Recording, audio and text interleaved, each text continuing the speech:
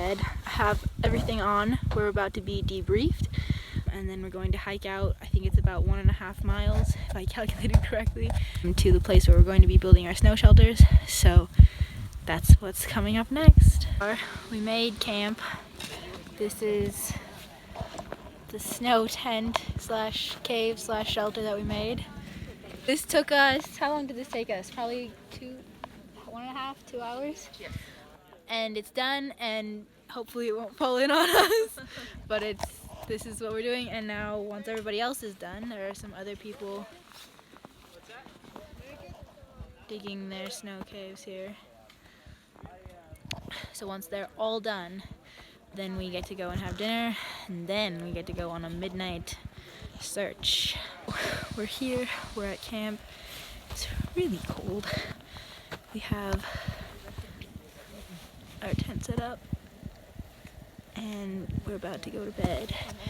It is 11:35, and we just were out on a night search and rescue, and it probably lasted for like 4 or 5 hours. It was intense. It was really cold. It was really interesting because it taught me a lot, but now I'm really tired, so I'll see you tomorrow. It's Sunday, it's 1 o'clock, and all of our little sessions are done. We had a shelter building session, we had an avalanche session, we had an orienteering session, and then we had an anchor and like pulling slash lowering session. Those were really cool. It's like a beautiful day right now. All the snow is falling from the trees. So we're about to pack up and hike back out. I'm really tired because I didn't sleep very well because it was really cold, but our snow shelter worked, and I have a lot of stuff that I now can learn from and do better, so see you on the flip side. So here we are, we're hiking out. I think it's about 1.5 miles out from where we camped. Camp is broken down. We're heading back to the trailhead where we parked our cars. So I think that brings us to the end of this vlog. And then when we get home, I'm going to talk about all the things that I could have done better, because I have a lot of things. It was really cold last night. So, yeah. Alright, I'm home from the MTR course. I had a great time.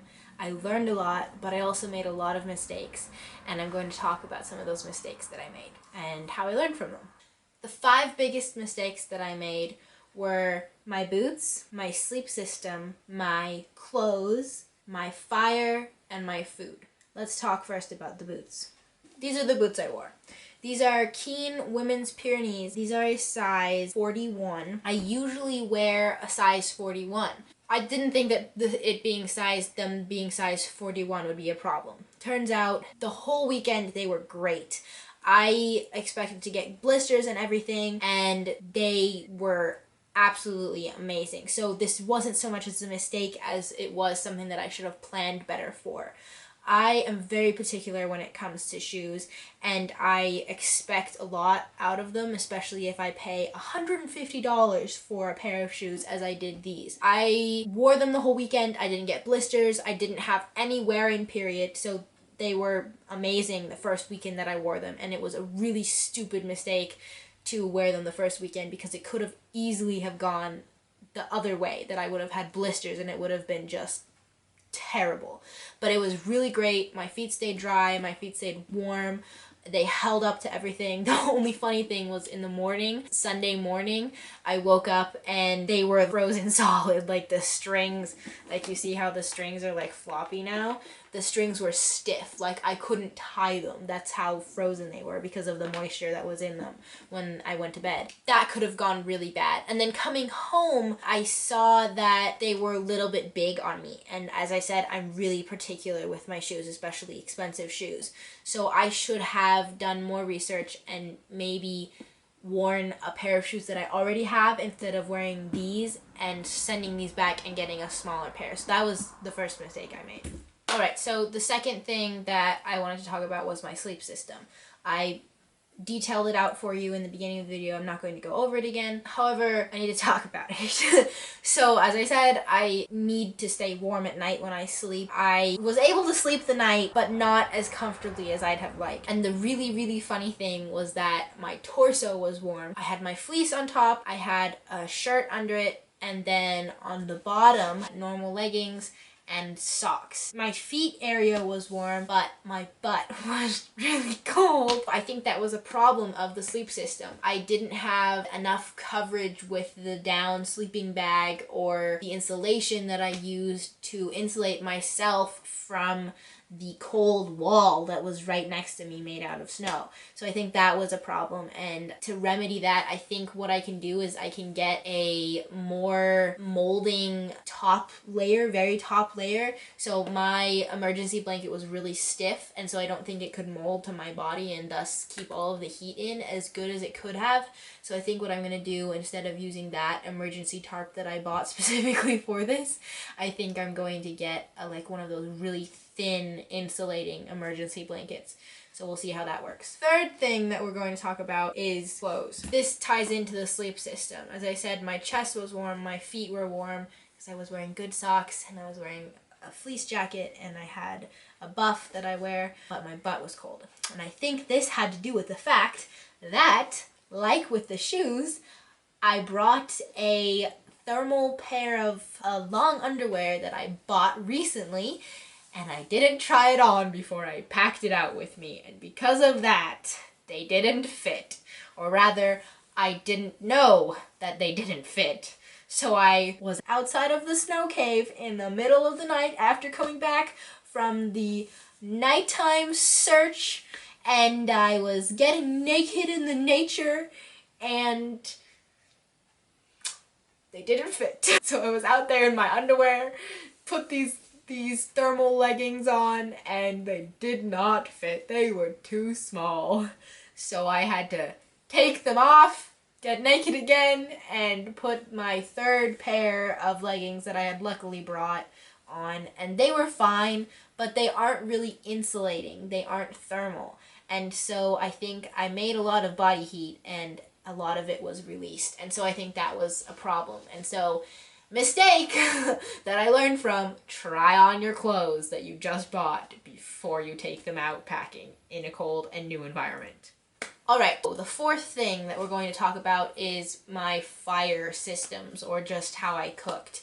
I brought, like I said, my little MSR pocket rocket, which that actually worked fine. So there were two things that affected how well I could cook my food and how fast I could cook my food. Really boiling the water, that was the most important thing. I did not bring some kind of platform to put the metal jet boil fuel canister on top of, and so the thing that I encountered was that the fuel canister froze onto the snow that we used as our table, because I didn't have anything between this as a barrier between the snow and the fuel can itself. So that was the first mistake, and I had to scrape it off, and it made my hands really cold. I wasn't happy. So I am definitely taking a piece of cardboard or plastic or something else that I make, or just stuff it in my backpack that's light and easy and small, and I'm going to do that the next time. The second thing that I could have done better was bring a second fuel canister, which I did not, because I was like, oh, it's just one night, I'll be fine. No, I was fine, but I could have had hotter water, more food, because I could have boiled more water, which I couldn't because I ran out of fuel. I was kind of sad. I didn't have as hot water, and it didn't last as long. Have backups of fuel, and that was another mistake that I made that I learned from. So the last thing that I'm going to talk about is the food that I brought, and I actually felt pretty okay about all the different kinds of food that I brought, but I definitely could have done better. I could have brought more protein, more like granola bars that had protein in them, small packaged stuff, even though it's packaged and I don't like using a lot of extra packaging material, more stuff that was warm, and I think that was my bigger mistake. So, extra fuel and extra food options. So those were all of the things that I did with my food.